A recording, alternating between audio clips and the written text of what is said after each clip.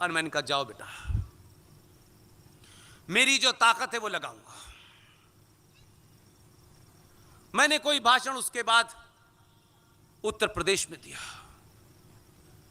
और उसका translation proper करवाया, ताकि कहीं ऐसा ना हो कि उस बेटी ने थोड़ा सा कोई कंफ्यूजन में मुझे बताया हो। उसका प्रॉपर ट्रांसलेशन करा करके, सब कुछ करके, ऐसे ही जनसभाओं में 4 या 5 बार कहा मैंने, पूरी ताकत से कहा। और एक दिन पता चला, कोई साहब आए मेरे पास, बोले कि कल ही आदेश हुआ है कि तत्काल से इस किताब को हटा दिया जाए। मैंने इसलिए किया, मैं आपको सच बता रहा हूं, निजी तौर पर मुझसे पूछेंगे, मैंने किसी के लिए नहीं किया। मैंने अपने मरने से पहले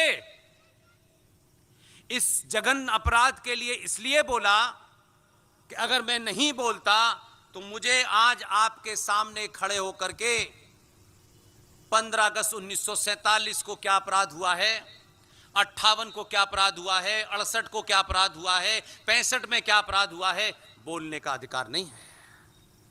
मैं दूसरों के बारे में बोलूंगा, लेकिन मेरी आंखों के सामने जो अपराध हुआ है उसमें मैंने क्या भूमिका निभाई, यह मुझे रजिस्टर कराना था और कुछ रजिस्टर नहीं कराना था। ऐसे ही मंचों से 4 बार बोला, जितनी मेरी शक्ति है उससे बोला। लोग शौक रह गए। ये आवाज सिर्फ इस हॉल तक नहीं है, मेरे दिल्ली वापस जाने से पहले ये संसद तक पहुंच जाएगी, ये मुझे पता है। क्योंकि जो वहां बैठे हैं उनको ये यकीन हो गया है कि 12 साल से जो नेताजी अपने क्षेत्र से जीत के आए हैं उन्हें कुछ पता नहीं है, वो अंगूठा टेक हैं। ये ऐसे मुद्दे बता रहा है जिससे राष्ट्र बदल सकता है। 8वीं क्लास की किताब जो महाराष्ट्र एजुकेशन बोर्ड के अंदर पढ़ाई जा रही थी, उसमें कितनी खामोशी से एक हल्का सा बदलाव कर दिया, ताकि आने वाली नस्लें आपसे पूछती कि आप झूठ बोल रहे हैं पिताजी, आप तो जो बता रहे हैं वो तो किताब में नहीं लिखा, और किताब में अगर लिखा है तो पिताजी आपने कभी मुझे सच क्यों नहीं बताया। इस डर से आने वाली नस्ल ये न पूछे कि जो मेरे संज्ञान में आ गया है, मैं ये नहीं दावा करता कि सब कुछ है, जहां जहां जितना आता है सिर्फ इन्हीं मंचों से बोलता हूं, किसी को कोई प्रस्ताव देने नहीं जाता हूं, कोई मेमोरेंडम देने नहीं जाता हूं, कोई कैंपेन नहीं चलाता हूं।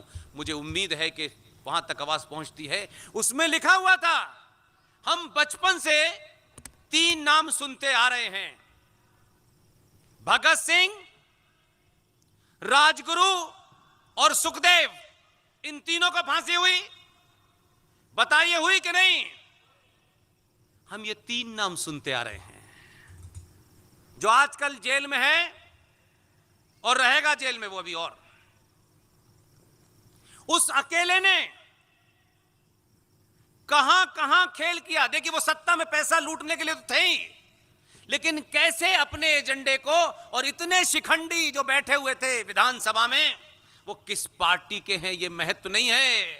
पार्टियां टूटती हैं, बनती हैं, संगठन बनते हैं, टूटते हैं, राष्ट्र नहीं टूटना चाहिए।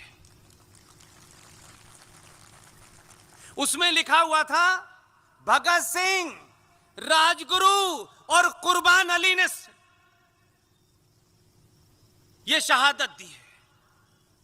ये कुर्बान अली कहां से घुस गया उसके अंदर?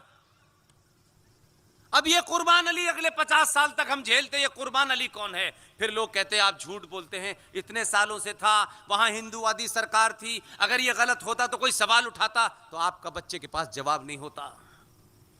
ऐसे नैरेटिव बनते हैं इस देश के अंदर, और ऐसे बने इसलिए हम 15 अगस्त 1947 को झंडा फहरा रहे हैं। उस मुहिम के बाद वो किताब बदली और वापस से सुखदेव उसमें जुड़े गए। शत्रु कोई जगह नहीं छोड़ रहा है जहां से आने वाली नस्लों को एक नई पिक्चर न दिखाई जाए। जब तक जिंदा हैं, चौराहे चौराहे लड़ेंगे, बेनकाब करेंगे। ये इसलिए नहीं किया था हमने कि हमको कोई पद्मश्री मिलने वाला था, इसलिए आपको 1946 की वो 6 घटनाएं बताना चाहता हूं जिससे आज के भारत की जो दुर्गति हो रही है, जो समय आपको किसी और काम में लगाना था, पीछे की गंदगी साफ करने में लगानी पड़ रही है। क्योंकि डॉक्टर ये कहता है कि अगर बीमारी बहुत पुरानी है तो इलाज 24 घंटे में नहीं होगा, बहुत देर में जाएगी। इसलिए जब तक उस रूट कॉज को नहीं हटाएंगे, और आज आप उसके ऊपर एक लाल कपड़ा डाल के मखमल का और भारत माता की जय सब अच्छा चल रहा है, ये भाईचारा है। भाई का पता चल गया और चारे का पता चल गया इन 70 सालों में। इसलिए आपको कह रहा हूं, जनवरी 1946 जो युवा यहां बैठे हैं इसको लिखें, याद करें, जो बुजुर्ग हैं वो नोट कर लें और फिर वेरीफाई करें। जनवरी